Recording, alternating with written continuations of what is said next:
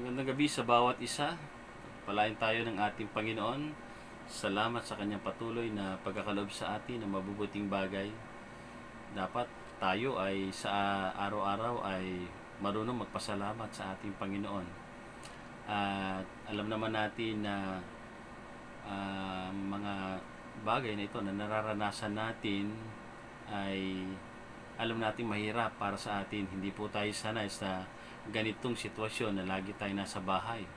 Siyempre tayo yung mga taong mga gusto natin may mga galaan, may mga laging pinupuntahan, mga nasa trabaho, nasa pag-aaral, nagtuturo, nasa mall o nasa iba't ibang lugar, nasa biyahe.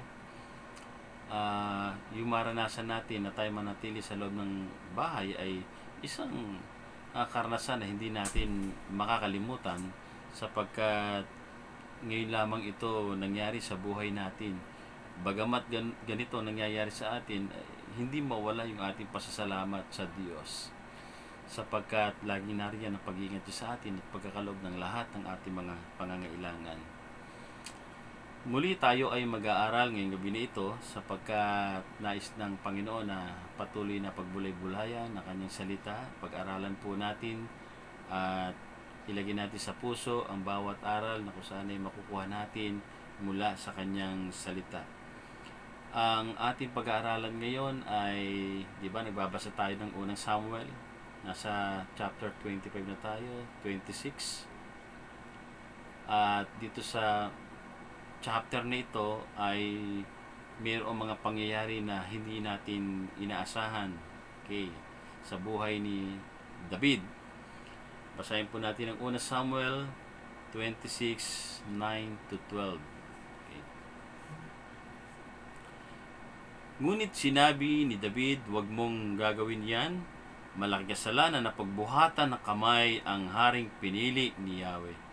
Saksi si Yahweh, ang Diyos na buhay, darating ang araw na mamamatay rin siya.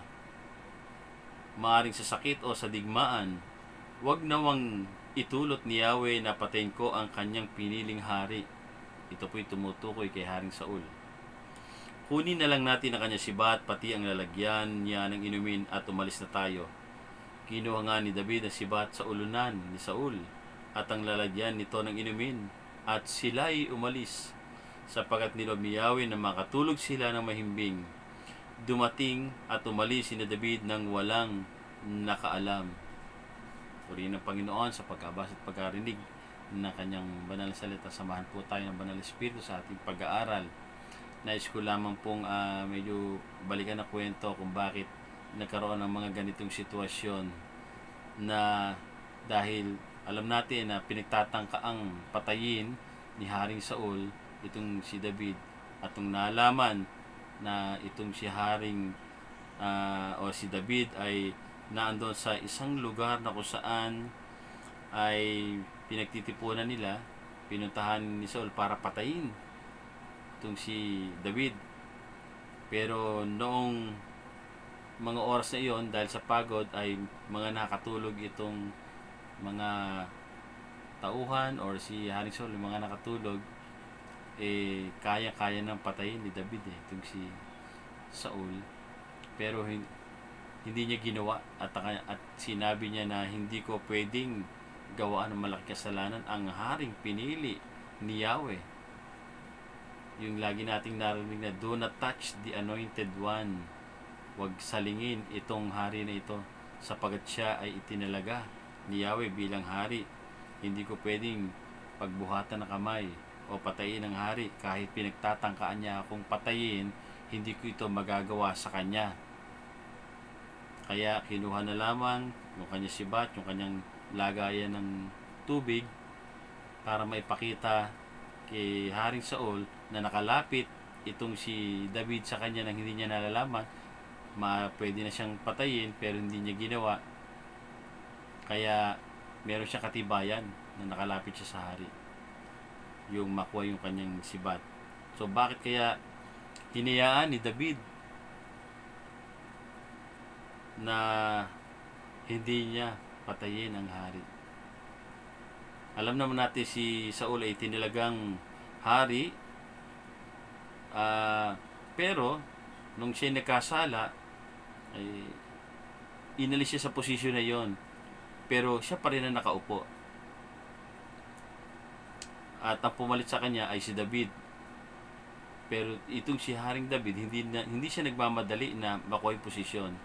So lumalagay siya sa dapat niyang paglagyan, na ang itinuturing niya pa ring hari ay si Haring Saul. So hindi nais na kunin ni David ang posisyon ni Haring Saul sa ganoong kaparaanan. Napapatay niya si Haring Saul para mapapunta sa kanya ang posisyon ng pagiging hari. So hindi niya kayang gawin yon. Dahil alam niya na mayroong panahon na ng pagtatalaga at mayroong panahon ng pag-aalis sa posisyon na yon. Ang Diyos lamang ang may karapatan na alisin ang hari na itinalaga niya. At hindi niya pwedeng sabihin kay Haring Saul, umalis ka na dyan dahil ako na yung binuhusan ng langis para maging hari ng Israel. Ako na ang itinalaga, kaya tsapwera ka na, so alis ka na dyan. So hindi ganoon kadali yun, ano? Para kay David. So si David ay merong sariling disposisyon. Alam niya ang pamantayan ng Panginoon sa kanyang buhay. Maaring meron din tayong ganitong karanasan sa ating mga nasasakupan, o maaring sa loob ng church. May mga leader tayo na kung saan, sa church man o sa pamahalaan man, na hindi tapat at walang kakayanan na gampanan ng tungkulin na ipinagalob sa kanya. So madali para sa atin ang punihin siya at alisin bilang leader nang wala sa tamang panahon sa itinakdang oras ng Panginoon para sa kanya.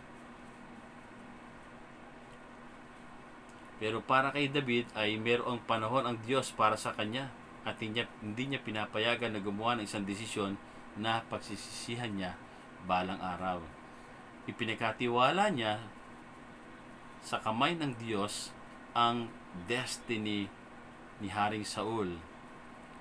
Dahil para sa kanya, ang Diyos lamang ang may kakayanan o ang may karapatan na alisin siya doon sa kanyang kinalalagyan. Pero siyempre, hindi natin pahintulutan na makapangyari ang kasamaan sa ating buhay. Hindi pwede na tayo maupo lamang habang ang leader natin ay gumagawa ng kasamaan. At hindi rin pwede na gumawa tayo ng hakbang sa kanila nang hindi ayon sa batas ng ating Panginoon Diyos. Kailangan pa rin natin mamuhay sa katwiran ng Diyos at maging tapat sa Kanya, katulad ng ginagawa ni David. Gumagawa siya ayon sa kalooban ng Diyos. At habang hinihintay niya ang kanyang destiny rin.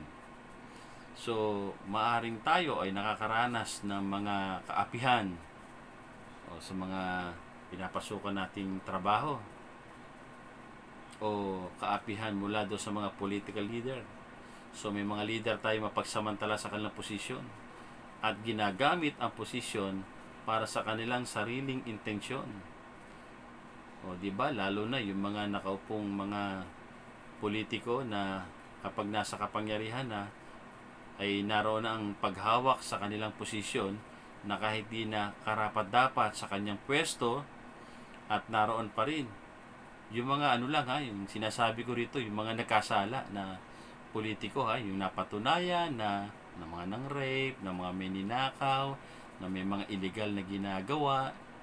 So, yun po yung binabanggit ko na nagkasala, napatunayan nagkasala. Sapagkat naniniwala po tayo na napakarami po nating leader sa ating bansa na talagang marunong magmalasakit sa kanyang mga nasasakupan. So, mayroong mga political leader na pumapatay, no? Okay. At tayo po ay isa sa mga naapektuhan nito. Di ba? O, kapag mayroong mga politiko na kung saan ay hindi nakarapat-dapat sa kanilang pwesto, hindi naman pwedeng sabihin, halimbawa mayor, magkaibang partido ang vice mayor, hindi niya pwedeng sabihin, umalis ka na rin, ako nang papalit dahil hindi ka nakarapat-dapat. So mayroong due process, no, na ginagawa, mayroong paghihintay diyan, ano, mayroong ginagawa, at Siyempre, may ginagawa ang Panginoon sa mga bagay na yan. Okay. At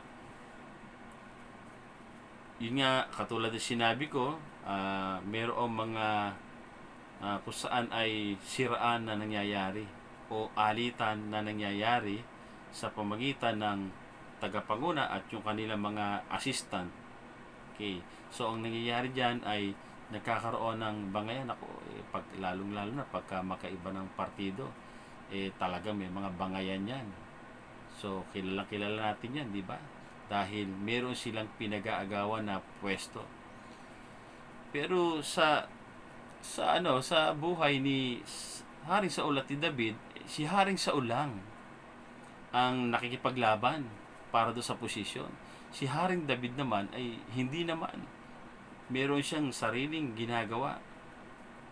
At hindi niya iniisip na siya ang papalit doon. Pero gayon pa man ay wag sana mangyari ito sa mga churches natin na kung saan mga pastor and assistant leaders, mga leaders ay nagkakaroon ng alitan sa mga posisyon na iyan. So, hindi nawa dapat mangyari ang mga bagay na iyan sapagkat ang ating pinagtatalunan ay ang kaharian ng Diyos. Ano? Doon tayo sa kaloob ng kaharian ng Diyos. Hindi dapat mamagitan ang mga bagay na iyan. Okay, dapat tayo ay nagtutulungan. Pinagtutulungan ganapin ang pangitain inilagay ng Diyos sa puso ng tagapanguna. At yung mga leaders ay sumusuporta para suportahan ang inilagay na pangitain sa mga tagapanguna, sapagkat bilang mga leader ng iglesia ipagsusulit din natin sa Diyos yan, dahil anumang mangyari sa isang church na ating pinaglilingkuran, kapag ito'y nagkagulo, pananagutan natin sa Diyos. Alalahanin natin na ang totoong sumisira sa relasyon ay ang kaaway, ang dyablo, ang mga masamang espiritu. Lagi yan nakaantabay sa ating pinangungunahan na iglesia para sirain ang bawat isa. Ano po bang sinasabi sa Efeso? Verse 2, kayo'y maging mapagkumbaba, mahinahon, at matiyaga. Magparaya kayo dahil sa inyong pagmamahal sa isa't isa. Ayan. So, kapag para mawala ang anumang mga alitan, ang mga pag-aagawan, ang mga pasikatan, ang mga payabangan, ang mga kung saan ay siraan, punahan, reklamo dito, o para mawala yan sa mga pinangungunahan nating church o sa anumang organization o sa politika man, dapat sabi tayo daw ay matutong magpakumbaba. Okay. Mahinahon. Pag sinabing mahinahon ay naiiwasan yung mga awayan, yung mga hindi pagkakaunawaan. Pag matyaga, ano man ang nangyayari sa buhay mo, may kahirapan man, ikay matyaga pa rin naglilingkod sa Diyos. At magparaya kayo dahil sa inyong pagmamahal sa isa't isa. Ang nagmamahal ay nagpaparaya. Ibig sabihin, sige, ikaw na ang masiyahan kahit ako'y masaktan. Basta magkaroon lang ng kaayusan ang ating samahan. Di ba? Parang ganoon. Nagpaparaya tayo. Di ba? Masiyahan ka na. Kung yan ang ikasisya mo, kung yan ang nais mo, kung diyan ka lalago sa pananampalataya, di mangyari ang kalooban mo. Yan. Alam ko naman na kaya ako ginagawa ito dahil nagmamahal ako sa inyo. Verse 3, sikapin ninyo mapanatili ang pagkakaisang mula sa Espiritu. Ayan. Sapagkat yung pagsisikap, yung tao na nagsisikap na mapanatili yung pagkakaisa, ayan, yung mga taong umuunawa, yung mga taong nagmamahal, yung mga taong nagtitiis, nagtitiyaga para lamang magkaroon ng bunga ang ating mga pinaghihirapan sa ating paglilingkod. Pagkaisahin tayo ng Espiritu ng ating Panginoon, hindi yung kanya-kanyang espiritu tayo. espiritu ng kaguluhan yung isa-isa, espiritu ng pagkainggit yung isa, espiritu ng pagmamalaki yung isa, espiritu ng katamaran yung isa. Dapat espiritu ng pag-ibig ang namumutawi sa bawat isa sa atin. At sa magitan ng kapayapaang nagbubuklod sa inyo. Ayan. So, meron tayong kapayapaan sa ating paglilingkod sapagkat tayo ay pinagbuklod ng iisang espiritu. Di po ba? Sabi niya sa Efeso 4:2 and 3. Ito po ang maganda sa verse 16 ng Efeso 4. Sa pamamagitan niya, ang buong katawan ay pinag-uugnay-ugnay ng mga kasukasuan na mula rin sa kanya.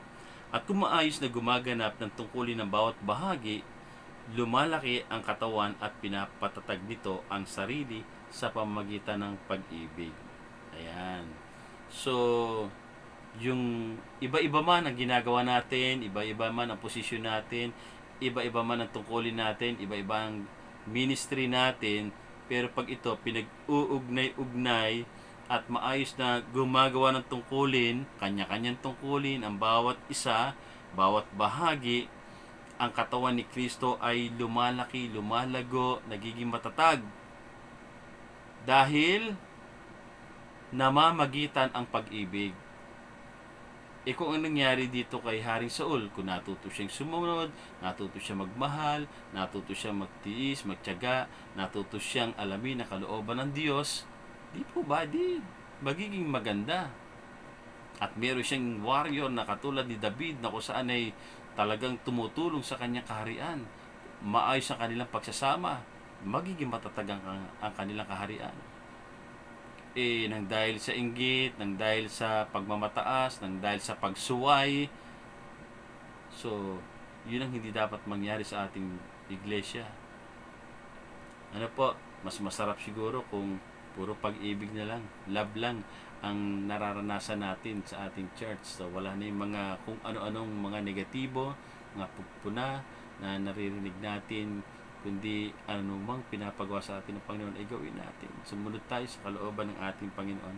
At maniwala po tayo kapag namamagitan ang pag-ibig sa bawat isa sa atin, lalakas po tayo, magtatagumpay tayo sa ipinapagawa ng Panginoon sa atin. Amen po ba? Amen. Salamat po sa inyong pakikinig.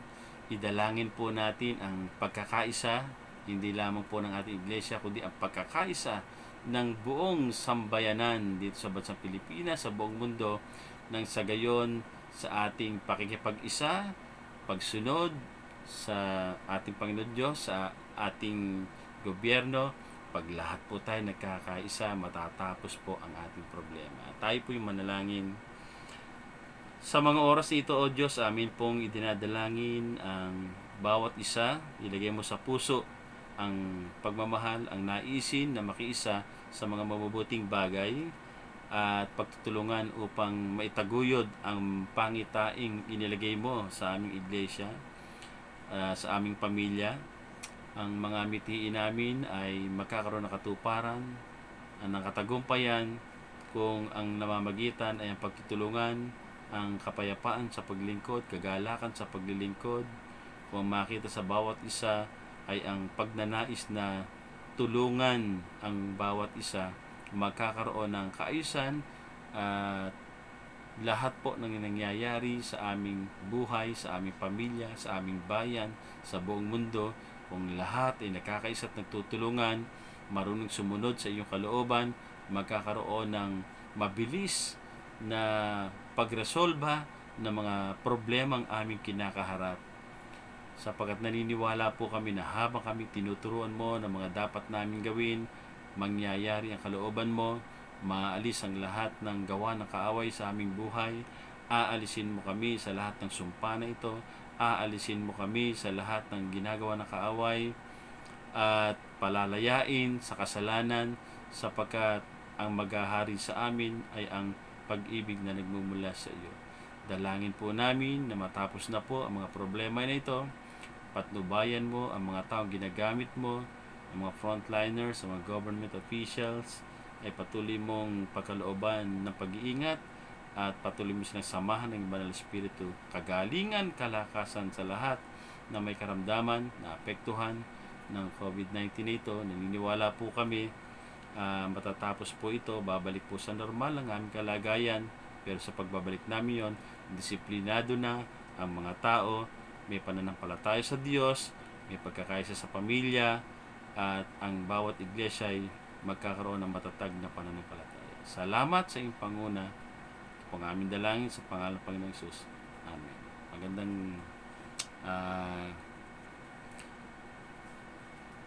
gabi po sa inyong lahat. Naway patuloy po nating samahan ang pag-aaral na ito. Naniniwala po kung makakatulong po ito sa inyo. At sana po maibahagi niyo po ito sa inyong pamilya, sa inyong mga kaibigan. At ito po nilalagay ko po sa YouTube. Kaya suportahin niyo rin po yung pag-click ng subscribe, at naniniwala ako na patuloy niyong mapapakinggan ang mensahe na ito sapagkat ino-notify po kayo nito. Everyday po ay meron tayong pag-aaral. Salamat sa inyong pagsama. God bless you all. To God be the glory.